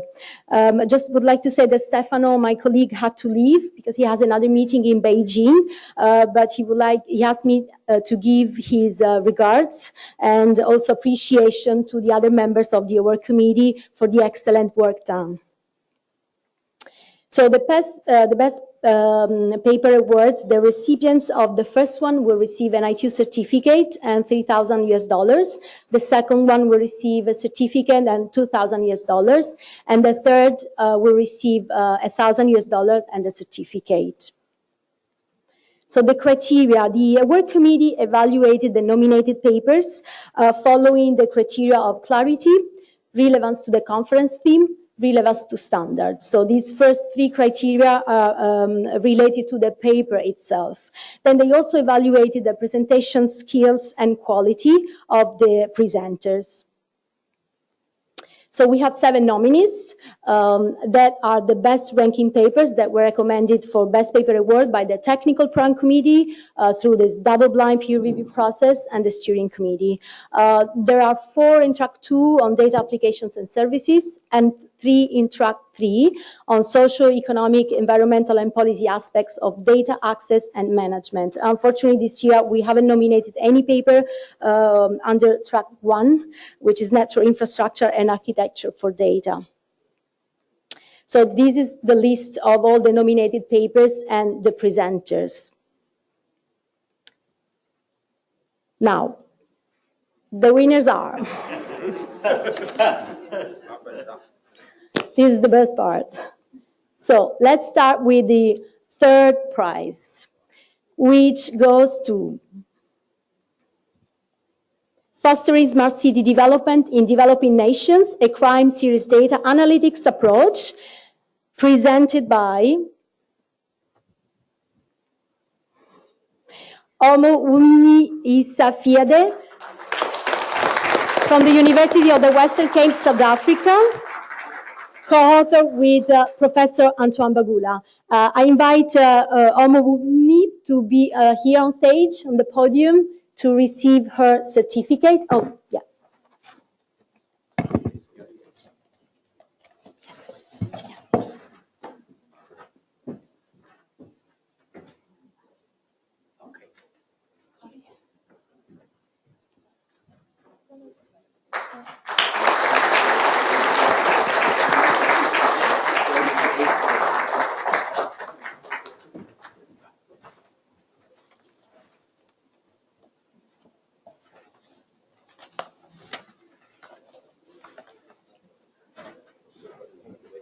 Thank you very much and congratulations. So yeah, maybe if you can stand, it would be easier. Sorry. Okay, let's go to the second prize, which goes to Socioeconomics and Educational Case Study with Cost-Effective IoT Campus by the use of wearable tablet, cloud, and open e-learning services, presented by Professor Ueda from Otani University, Japan, co-author with Professor Ikeda. So I invite Professor Ikeda to receive the certificate.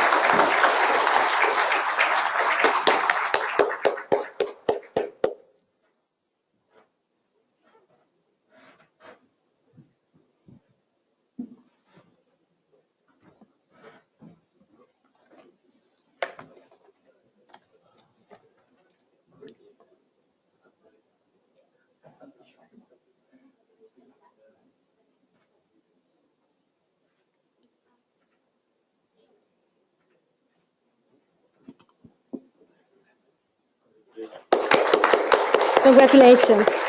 And now let's announce the first prize of this year's Kaleidoscope, which goes to a holistic approach to exploring the divided standards landscape in e-health research, presented by, please come. Cesar, would you like to pronounce your name correctly? Good. From Yonsei University, Republic of Korea, co-author with Nanjing Lee.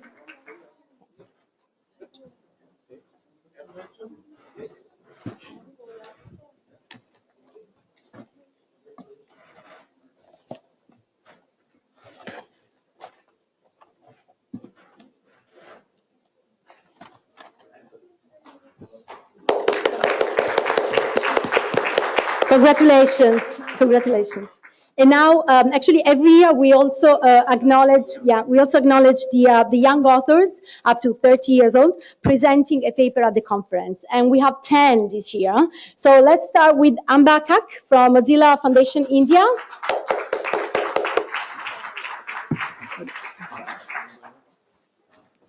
And yeah, okay, let's take the photos one by one.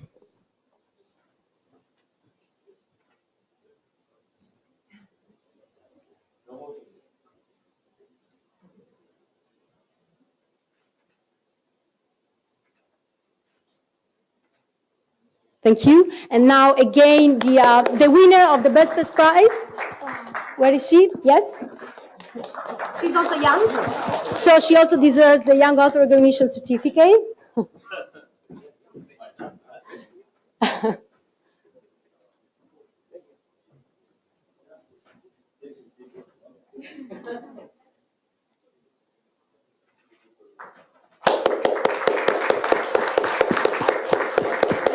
Thank you. Congratulations again. Then Jingze Lee from Tilburg University, the Netherlands.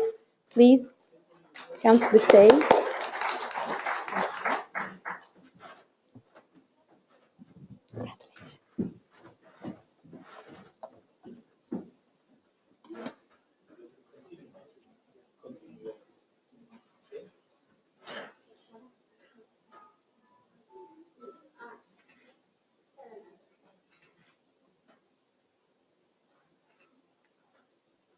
Very good, thank you. And then we continue. Well, Olya Kanetskaya, she has already received it exceptionally because she had to leave. The other one is Wu Wang from the Aachen University and Fraunhofer Institute. Yeah, here.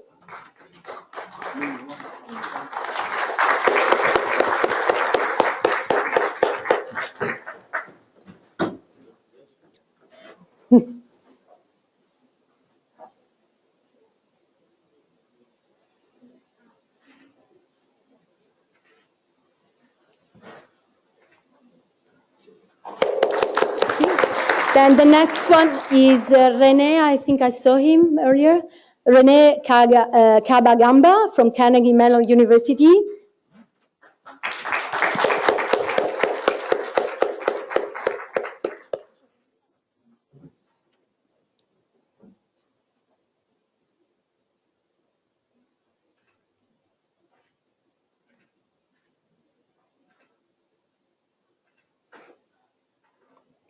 Thank you.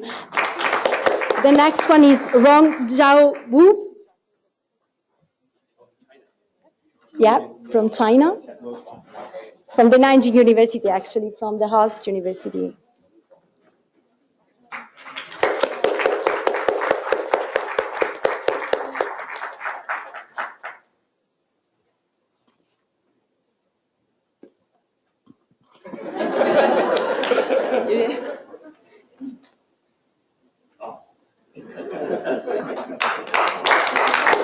Thank you. And again, actually, from the host university is Jiang Wuha. Sorry, I missed. Yeah, he was from the North China Electric Power University.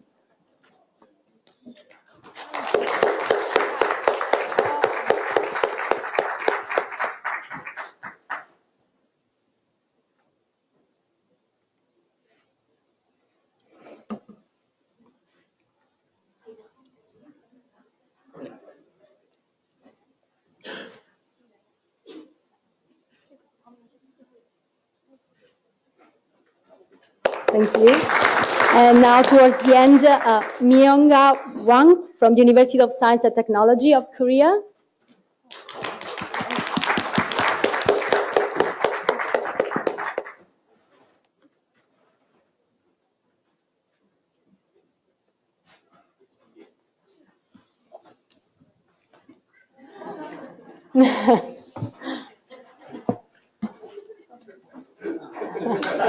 Thank you. And then last young author, Min Sung from Nanjing University.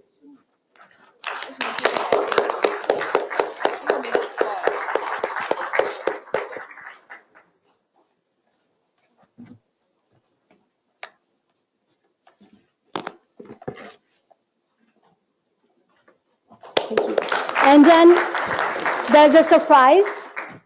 There's a certificate of appreciation that goes to Bert Kaplan from NICT for his ongoing commitment and contributions to the Union.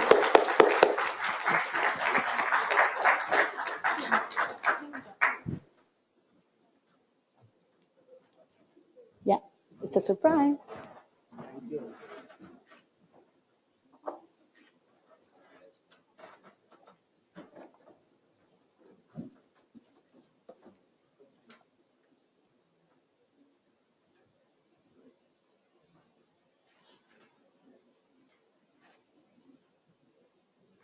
Thank you. Now, congratulations to everybody, and I would like to give the floor to Vice President of Nanjing University of Post and Telecommunication, Professor Jinhua Zhang.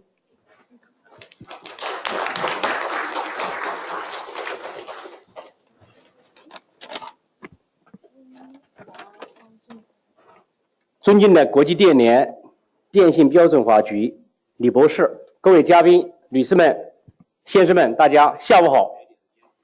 Dear Director Chesapeake of Telecommunications Standardization Bureau of International Telecommunication Union, distinguished guests, ladies and gentlemen, good afternoon. 经过3天的紧张工作 ，ITU 2017万花筒学术会议即将圆满结束。在这3天时间里，来自海内外的100余名专家学者共聚南京，围绕大会主题交流探讨，贡献智慧，凝聚共识。大会取得了丰硕成果。Today is a memorable day. After 3 days intense work, the ITU 2017 Kaleidoscope Academic Conference will come to a successful end. During these 3 days, more than 100 experts and scholars from home and abroad gathered in Nanjing to exchange ideas on the theme of the conference, devote wisdom, reach consensus, and achieved fruitful results. 南京邮电大学非常荣幸承办此次会议，我代表学校向大会的成功举办表示诚挚的祝贺，并希望我们的承办工作能够给各位嘉宾留下美好的回忆。It is an honor for Nanjing University for Post-Standard Telecommunications to hold this conference.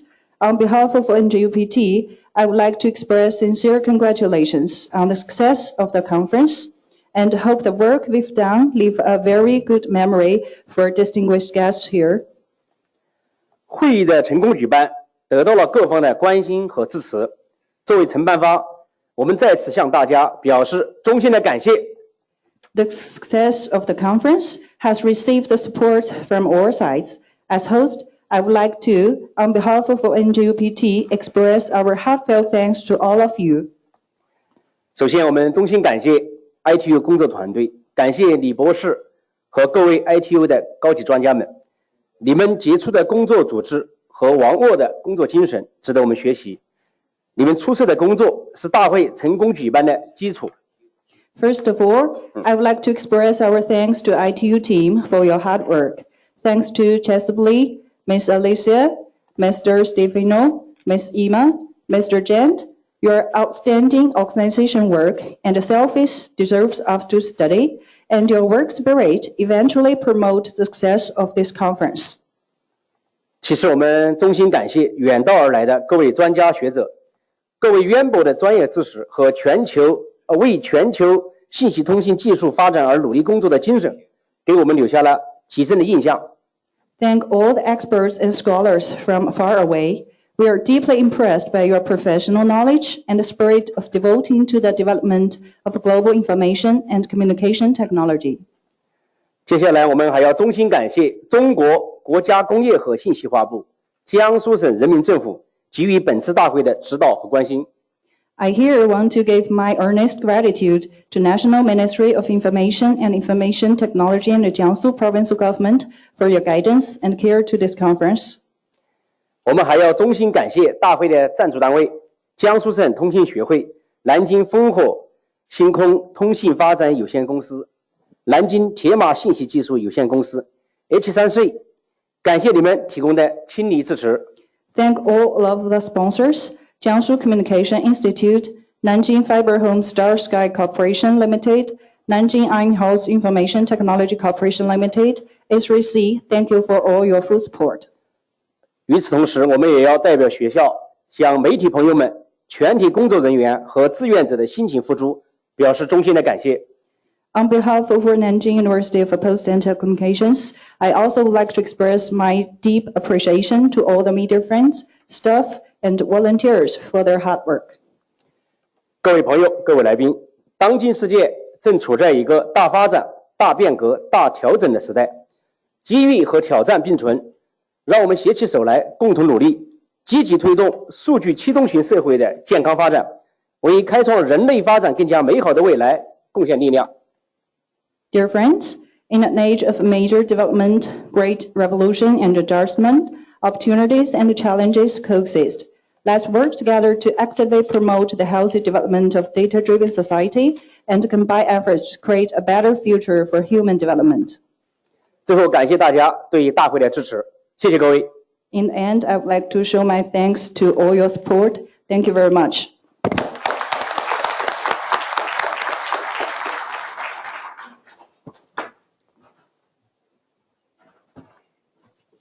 Yeah, and now we are at the end of our conference. We'll start with a closing presentation. Thank you.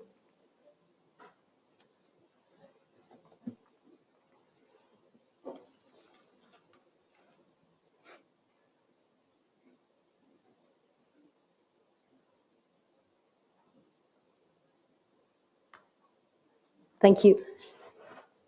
So I just briefly would like to mention some data regarding this year Kaleidoscope, and then I will give the floor to my director. So we received 63 papers that were submitted for review from 22 countries. We selected 23 for publication and presentation from 14 countries, almost all from academic institutions. The acceptance ratio was about 35%. We had 1 invited paper, 3 keynote speakers, 2 special sessions, and 1 tutorial, and more than 300 participants from 26 countries and 20 remote participants.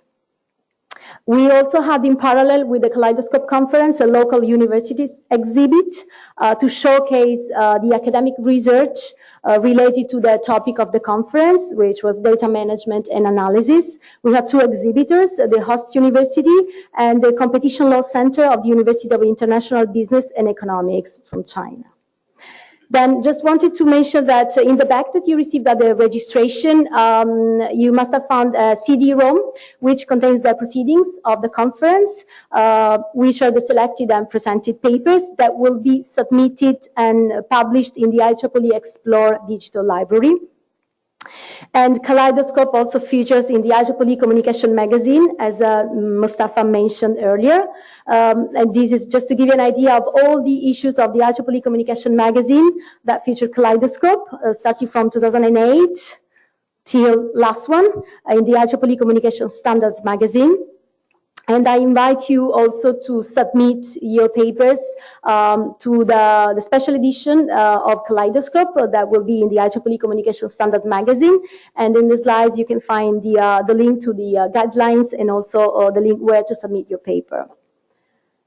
I also would like to say that extended version of selected papers can be considered for publication in other international journals, for instance, the International Journal of Technology Marketing, the International Journal of Standardization Research, and the Journal of ICT Standardization. Now I would like to give the floor to Dr. Lee for our thanks. Let me say thank you very well. Let me start with this. During the last 3 days, who's gonna real beneficiary? This is me. I'm the most beneficiary because during my time, stay in this academic conference for 3 days is a very rare opportunity for me. Even this subject is an extremely important subject. I learned so many things. Even I find with some new colleagues, I believe it's we definitely future collaborating companies, I believe. Even definitely young authors or young, let me say, potential experts. I'm really good. I really enjoyed my attendance over here. Today, showing of this one of difference about this Kaleidoscope with normal conference. Normal conference didn't have any summary. We didn't try to extract what is proposed. But now, so in this ITU Kaleidoscope, we have final sessions with the summarize what is the element, what is the future study subject. As I said at the opening plenary, opening remarks, we carefully listen over your presentation, your papers, collect all these opinions, all these materials. I plan to bring for our expert groups for their consideration. So it should be formal contribution, part of formal contribution, our standard groups for their considerations. And also we have one of strategic standard collaboration groups under the TSET. I plan to provide of these informations for their consideration to identify the future subjects. So your contribution, your submitting your paper is not finished as the paper. This become our contribution now.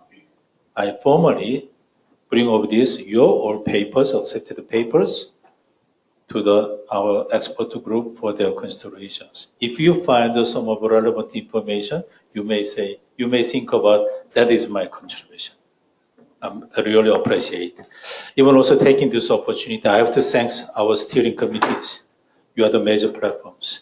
shown in these names, you are really major, our working platforms. My special thanks to Sheriff.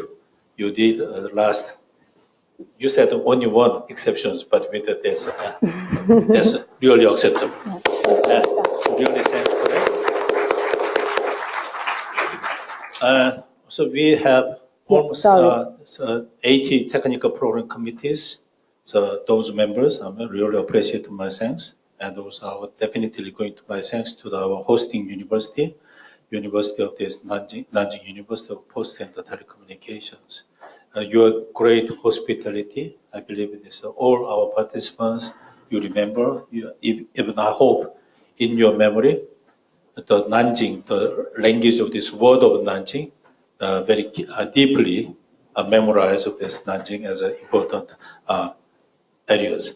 And also our General Chairman, Mr. Chen Yang, he's not available now, but it's, so with his guidance is quite helpful for us. And also our hosting committees shown on these names. I'm really thanks all these committees.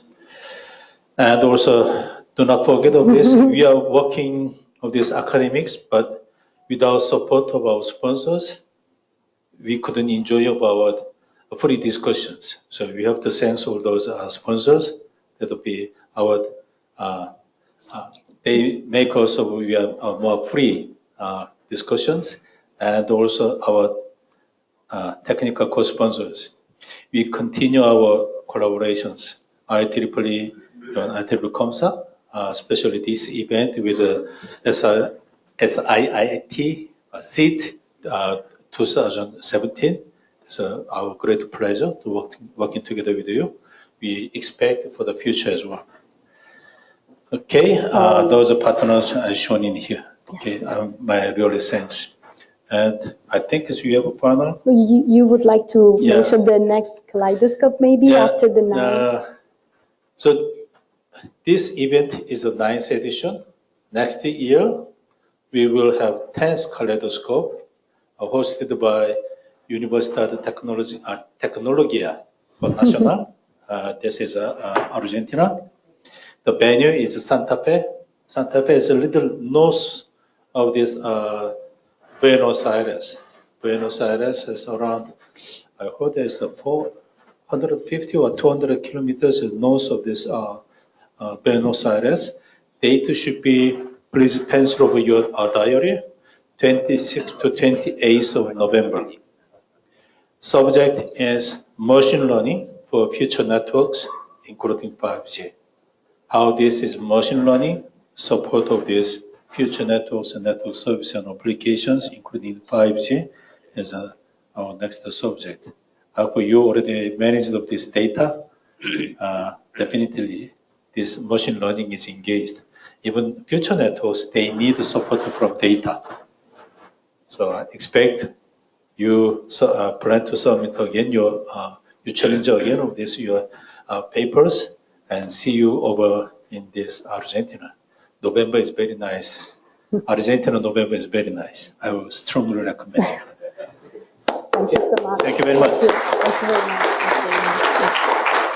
Just before closing the conference, just allow me to wish to thank sincerely all the people involved in the organization of the conference, all the staff involved, the volunteers, the people that help with registration, IT, and setting up the room even throughout the night, the day before the conference.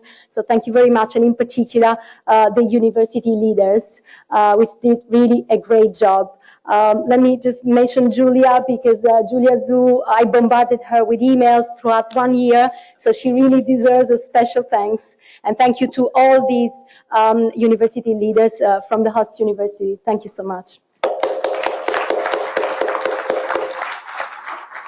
And last but not least, I need to thank my team, because without them, this conference would not be possible. So I would like to actually say just a few words regarding Ima. It's her first Kaleidoscope, and it has been a great pleasure working with you. And I really thank you for your enthusiasm, dedication, and outstanding efficiency and friendship.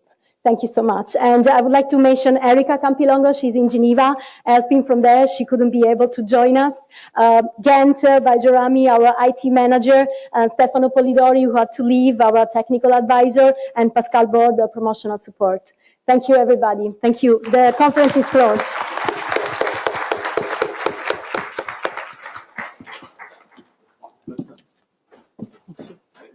Thanks to Alessia. Yeah.